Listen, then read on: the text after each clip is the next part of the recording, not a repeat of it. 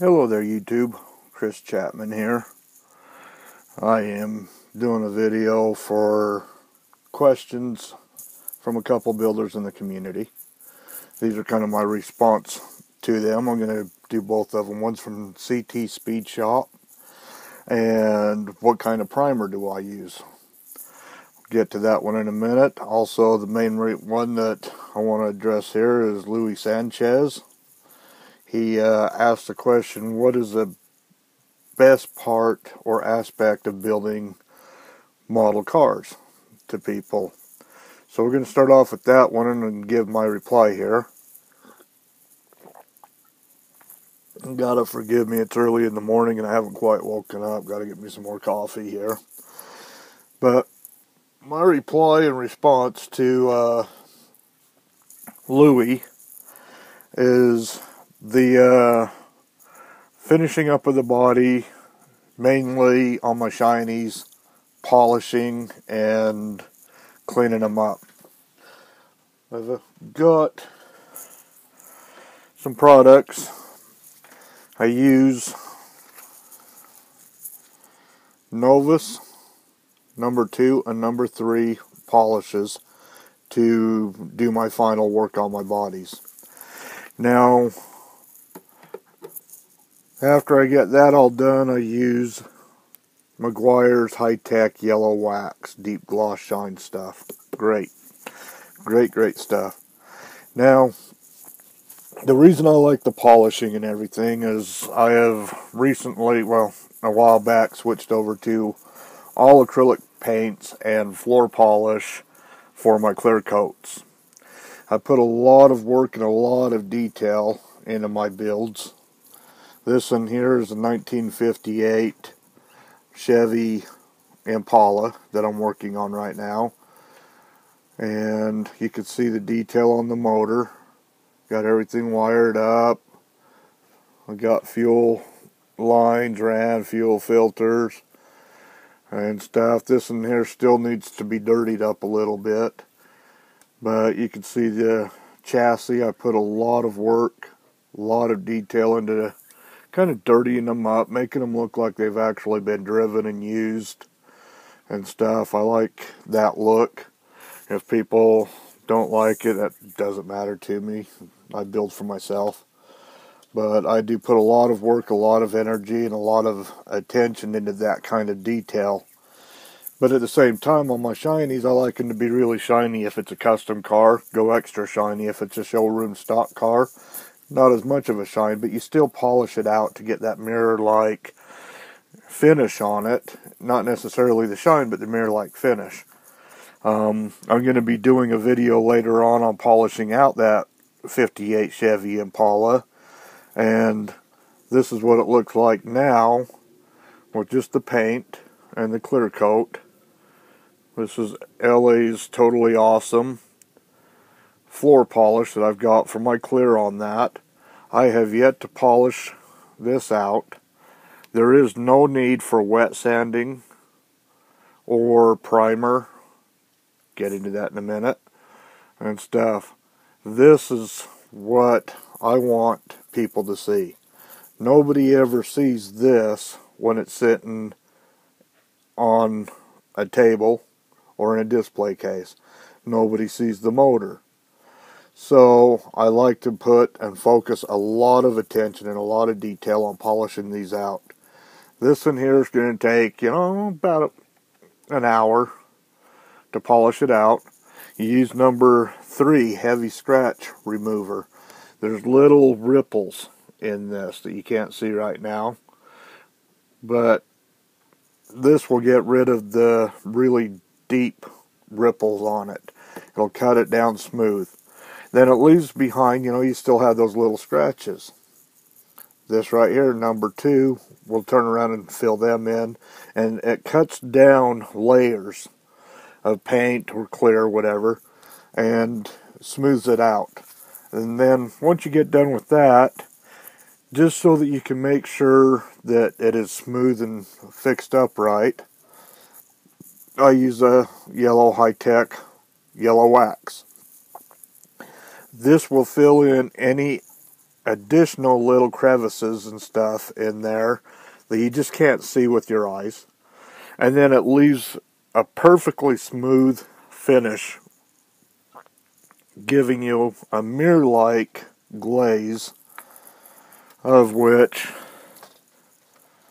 once polished out, kind of a little dusty, can come off looking like this.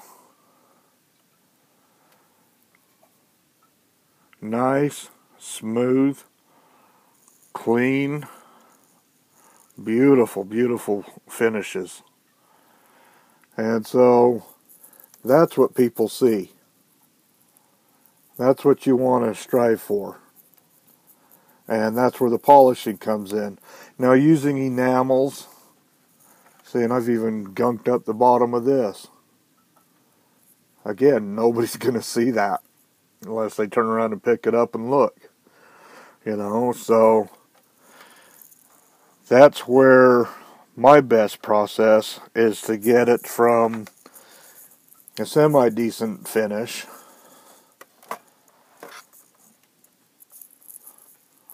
to a final finish and make the thing just come to life.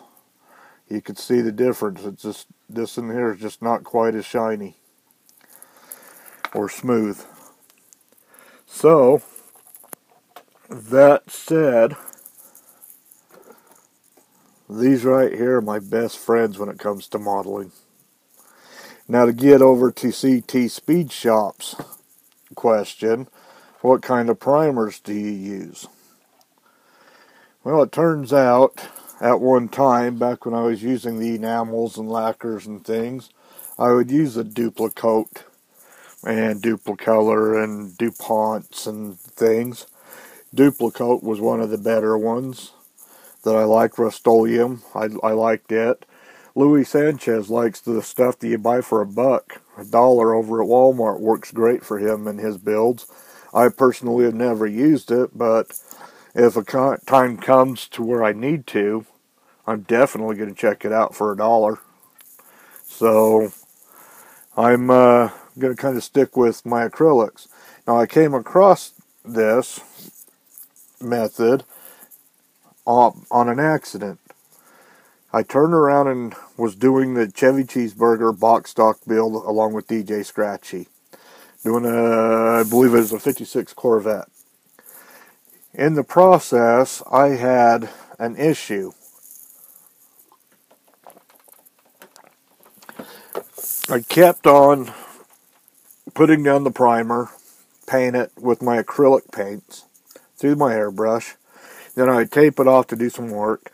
Every time I peeled up the tape, the primer and everything came up.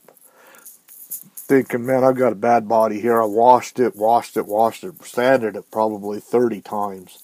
Thinking whatever's on there, it's got to come off eventually. And finally I turned around and got out a couple other kits. I didn't do anything with them except just pull them out of the plastic bags. And I primed them. And then I went and I put tape on it. Kept coming up. Turns out I had a bad can of Plasticoat that I think I paid like $9.99, $11.99 for, something like that. And it was just a bad can. The product is great. Worked perfectly on other builds that I've done. But out of frustration, out of work, no money to go buy any primer, of which, Luey, your $1 primer helps people like me. I decided, just out of frustration, to get the kit done because I was behind schedule and everything. I just sprayed my acrylic sapphire blue metallic full cart paint right onto the plastic. And it stuck. It held on there. It gripped it. It just beautiful. And I touched it while I did my chrome foiling and got everything all done. I put my clears on it, polished it all up, and the finish came out beautiful. And I did notice there's a couple little tiny scratches, of which with the primer I would sand and wet sand it, get it all smooth. And in learning that, I'm going to answer your question, Mr. CT Speed Shop. I don't use primer anymore. Threw it away. That can was garbage. I threw it away, and I have yet to buy another one. I painted this one acrylics right onto the plastic. No need to go spend $9.99 to put primer on this just to cover it up when it works out.